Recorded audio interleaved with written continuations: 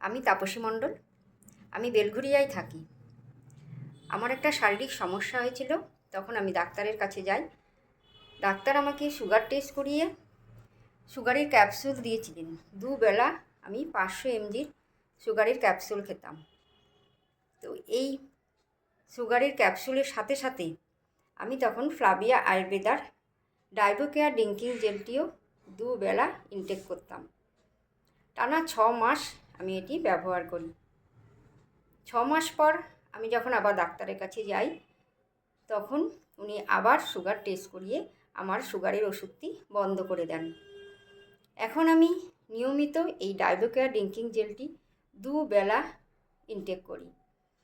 তো এটি ব্যবহার করার পর আমি এখন খুব ভালো আছি। আমার সুগার এখন সম্পূর্ণ কন্ট্রোলে আছে। এটি খেয়ে আমি খুব উপকার পেয়েছি। এখন সুস্থ আছি।